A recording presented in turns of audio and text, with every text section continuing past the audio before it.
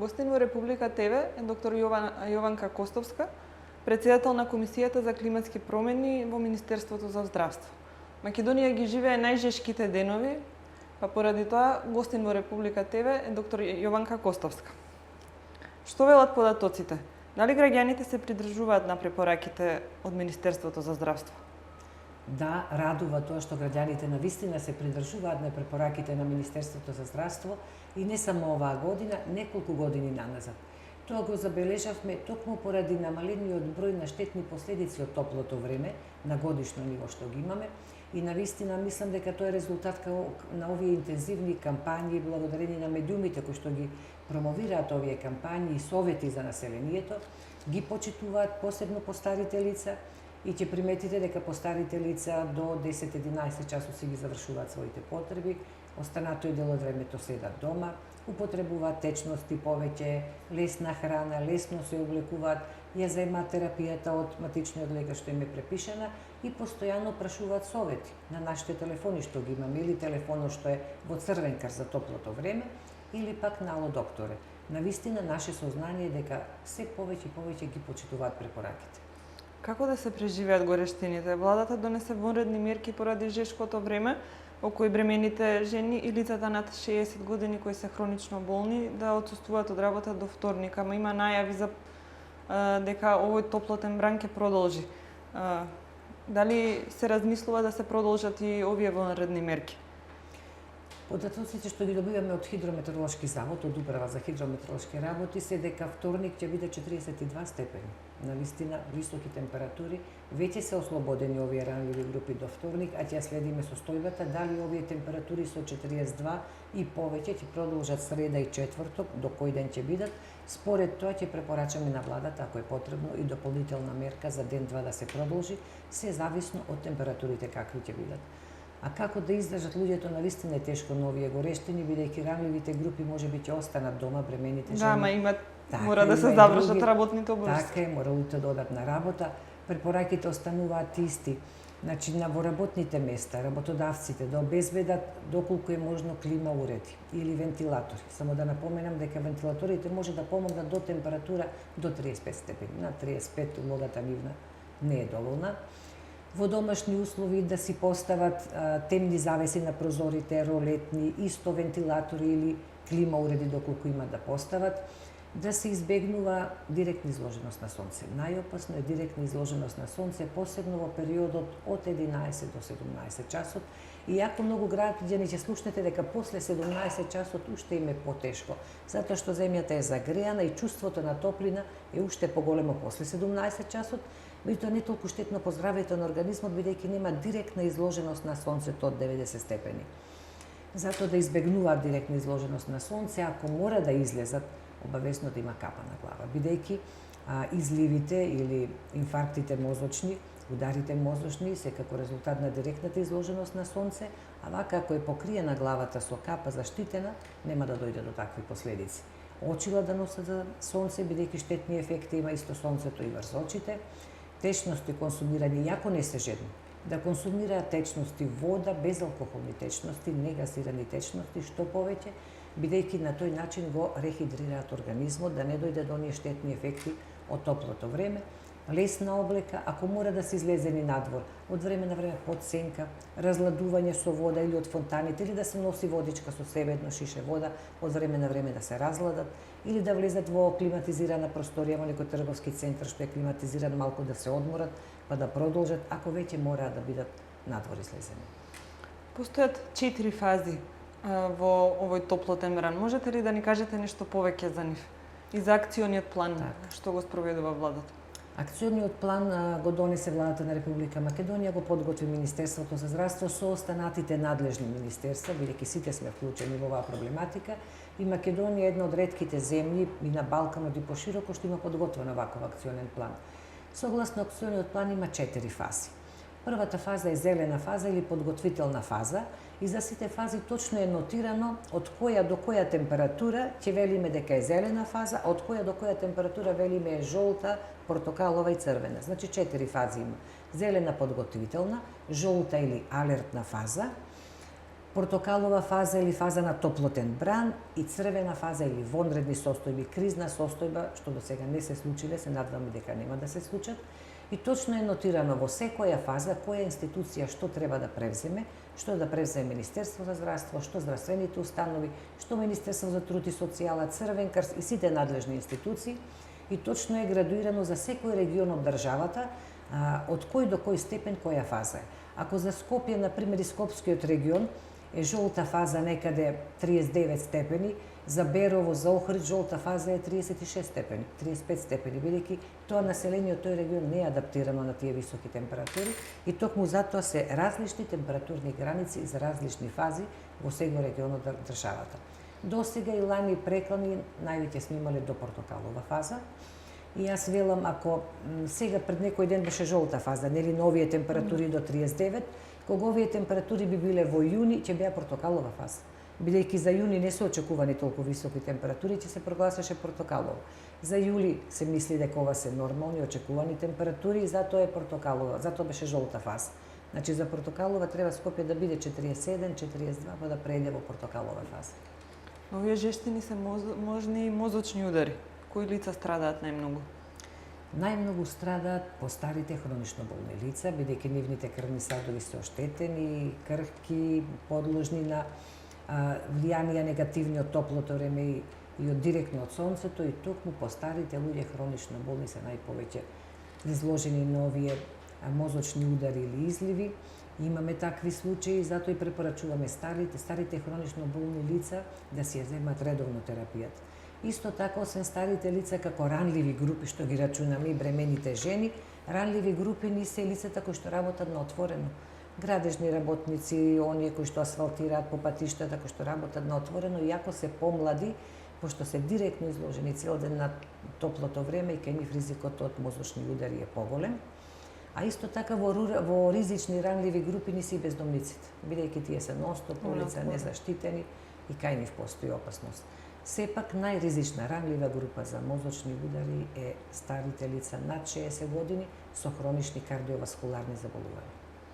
Поставени се здравствени пунктови во државата. Дали граѓаните ги користат нивните услуги? Токму пред некој ден ги анализиравме податоците. Значи некаде од 7 јули, од кога почнаа да функционираат овие пунктови до пред 1-2 дена, имаме над 10.000 луѓе кои што се јавиле на овие пунктови после 18:30 часот до 21:30 часот тогаш работат, едноставно бараат совети за своето здравје, мерат притисок, прашуваат како да се заштитат од топлото време, меѓутоа прашуваат и за начин на исхрана. Се повеќе и повеќе населението прибегнува кон здрав начин на исхрана. Па прашуваат што смеат да јадат, што не смеат, како да се облекуваат, во колку часот да излезат надвор, смеат или не смеат, па дури прашуваат и за своето здравје, за терапијата што ја пијат. Бидејќи на пунктовите се здравствени работници, може да им одговорат, па дури меѓу себе си разменуваат искуства населението, бидејќи повеќе луѓе доаѓаат на овие прегледи, кој што пие, како пие, меѓу себе искуства разменуваат. Едноставно се заинтересирани за овие прегледи, над 10.800 лица веќе ги посетиле овие пунктови и очекуваме дека ќе продолжат и понатака. Кои се симптомите на топлотен удар?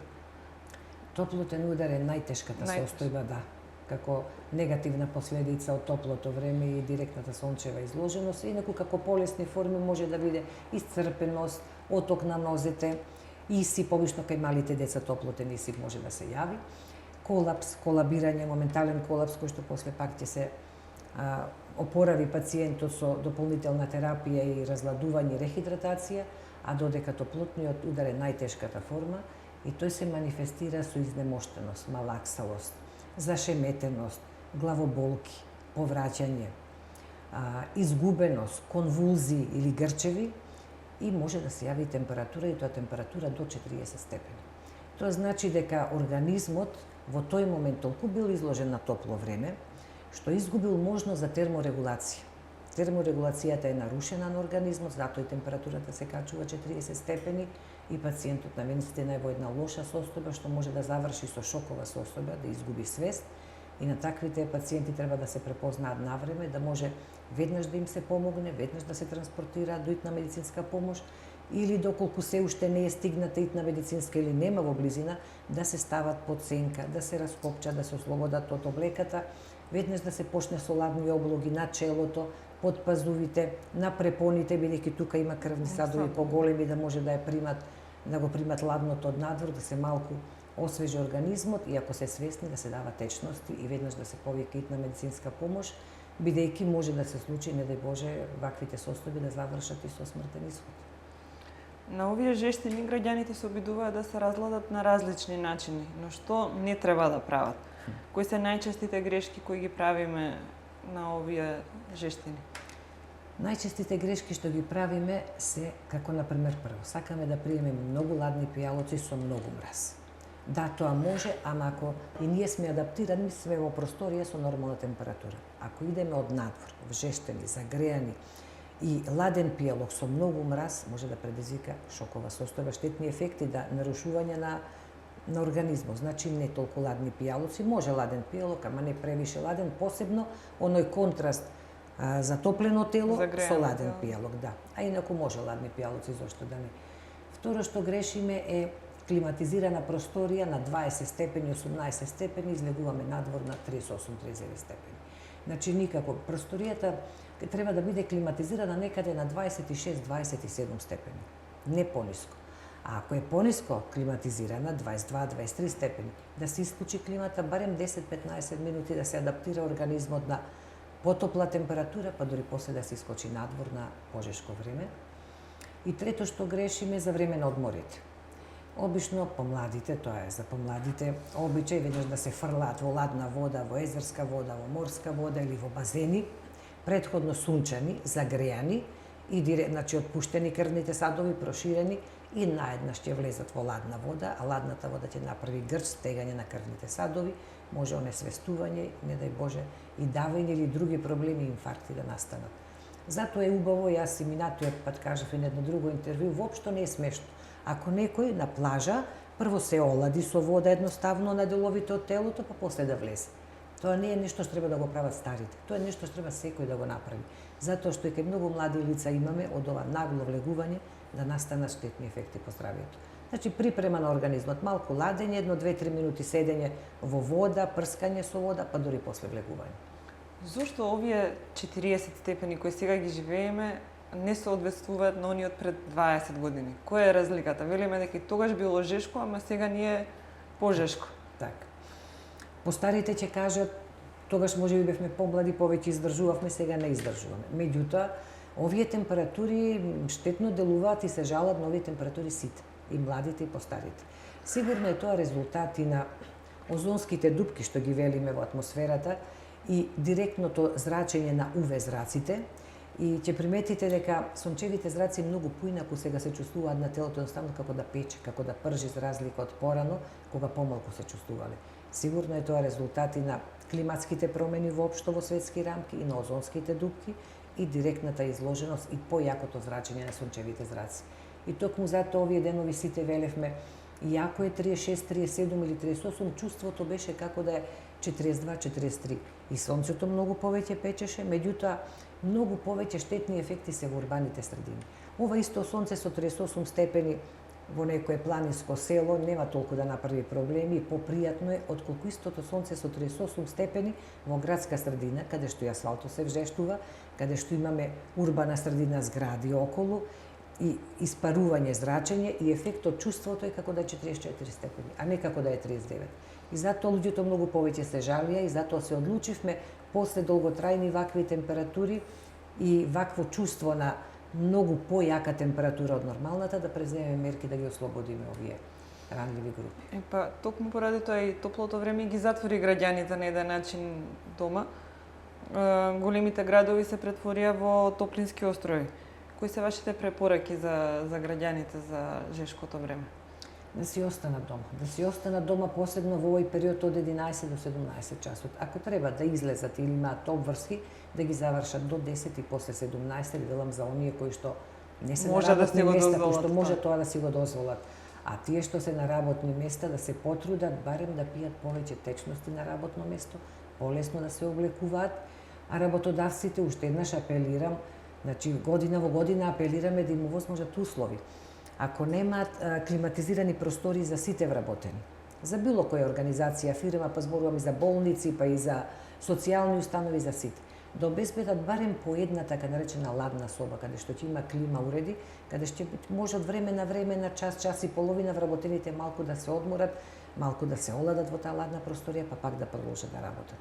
Значи, течности повеќе и барем по една климатизирана просторија, онаму каде што нема во секоја канцеларија.